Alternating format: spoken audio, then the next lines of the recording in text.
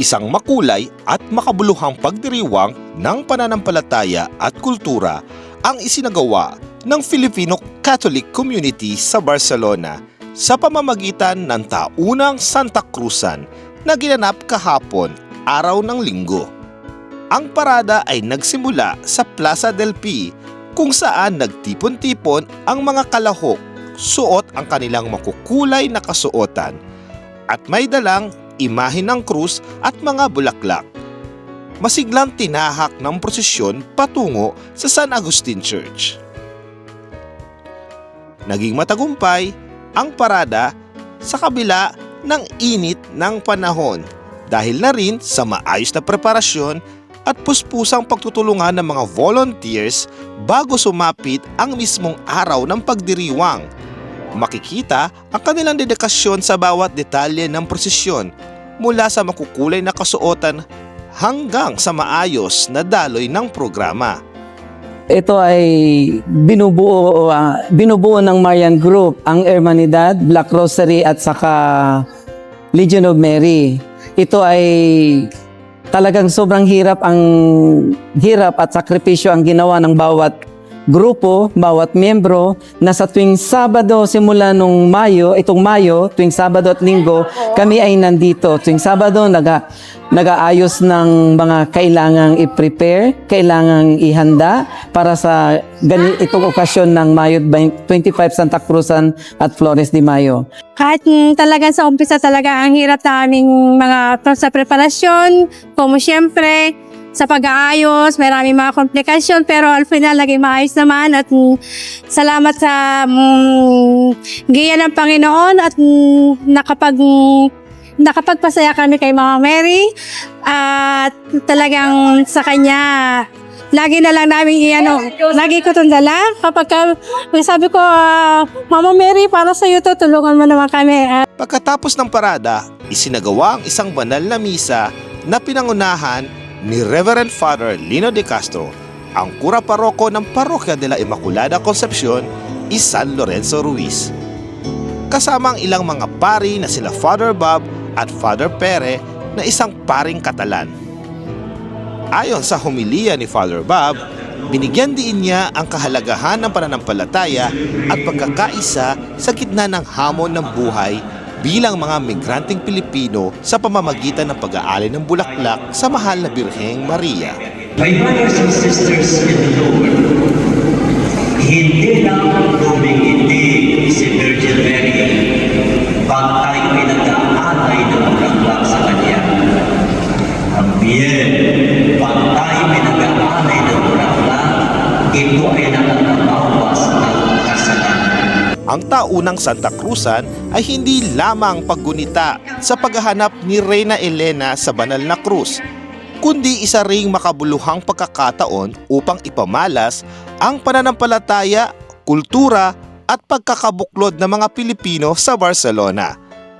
Sa kabila ng pagiging malayo sa sariling bayan, nananatiling buhay ang diwa ng pananampalataya at tradisyon sa puso ng bawat Pilipino.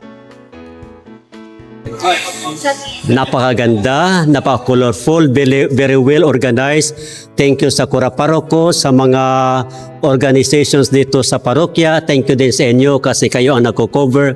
The best kayo. Tapos, yung participation, yung cooperation ng mga reynas at reynas, yung kanilang parents especially na they permitted their children to be the participants of this organization, this culmination activity. So, napakaganda. Para sa mga Pilipino, lalong sa malayo tayo sa ating bansang Pilipinas, ito ay magandang cooperation sa ating mga kapwa Pilipino sa Pilipinas. Sana lumagana pa para yung ating tradisyon, especialmente Flores de Mayo Santa Cruzan, malaman ng buong mundo kung gaano tayo ka-solid, gaano tayo ka-faithful, ka-religyoso ng mga Pilipino. Thank you. God bless. Maganda pong opportunity po na yun mga po na binigyan po ako ng pagkakataon na maging Reyna del Cielo. Maranasan ko po din ito. Although naranasan ko rin po ng mga ilang taon, pero last year po hindi po nakasama. So this year po nakasama po ulit. And it's an honor po na makasama po sa part ng Santa Cruz ang Flores de Mayo. Lo recomiendo mucho. Sí, me ha gustado mucho ser Reina Elena. Es muy divertido y lo pasas muy bien. Lo recomiendo un montón para niños jóvenes y sí, también lo recomiendo. Me llena nervios po, pero nervyos. I don't know. Pero first time mo naging reyna? Hindi po. Second time na po. Second time. So, So anong reyna mo? Anong pangalan ng pagka-reyna? sentensyada. Mas okay lang po kung maaga po mag-prepare. Opo. Pero nag-enjoy kayo. Super. Masasabi ko po ay magandang experience po to. At parang Pilipinas po to eh. Maganda po ang Santa Cruzan. Yun lang po. Masayang-masaya. Ang natutunan ko po ay parang magservisyo sa pagiging escort, magservisyo sa simbahan. Me siento muy bien, la verdad. Y pues, no sé, estoy muy agradecida de estar aquí y participar. Estás muy contenta? Opo. I feel like I'm very proud because I'm Catholic as all of the people that are in here, and as my first time it was like very good because I was feeling like an influencer, you know, being like there, a lot of cameras, you know. Very good. And shout out to all my homies here. And as always to my mother because she's very beautiful and she's very good. Shout out to Amskat.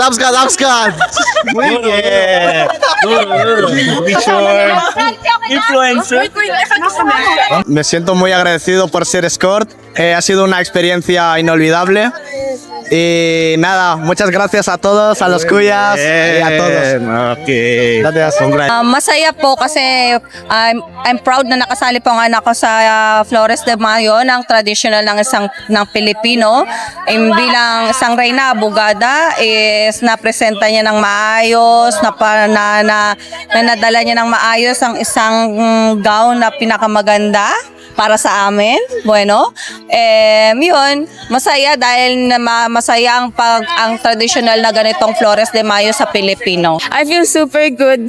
It's like so nice representing La Reina de la Vida and being able to be here with everyone else and experiencing this type of celebration with everyone. Bilang isang Pilipinang migrante dito sa Barcelona, ang maging parte at maging witness ng ganitong event dito sa Spain ay nakaka-proud, no? And it brings memories, feeling nostalgia kasi kahit nasa malayo tayong lugar na nagkakaroon pa din tayo o nasa-celebrate pa din natin yung kinalakihan nating celebration sa atin bilang sa Pilipinas, no, bilang mga Pinoy. So tayo po ay nagpapasalamat sa Panginoon sa gabay ng Mahal na Birhen dahil alam natin ang isang dahilan ng pagkakaisa ng Pilipino ay ang pagmamahal natin kay Maria. Sabi ng mga Kastila, Pueblo Amante de Maria. Kaya saan naman tayo naroroon, ang mga Pilipino, basta kay Maria, ibibigay ang lahat. At ganoon naman si Maria, ibinigay din niya ang kanya na kung si Jesus para sa atin. Kaya sa inyong lahat na sumuporta, ito ay para sa kay Maria at ang mga Pilipino, nagmamahal kay Maria, tayong lahat ay pagpalain ng Panginoon sa ating mga pagsisikap na kahit na tayo malayo sa ating bansa, alam natin may ina tayong nagmamahal, si Maria, kasama ang kanya na si Jesus. Muli po, thank you very much. Mabuhay ang bansang Pilipinas. Viva Birhen Maria, viva! Para sa Filipino Catholic community sa Barcelona, ang Santa Cruzan ay hindi lamang isang selebrasyon. Ito ay isang patuloy na paalala na saan mang panig ng mundo, buhay ang diwa ng pagiging Pilipino.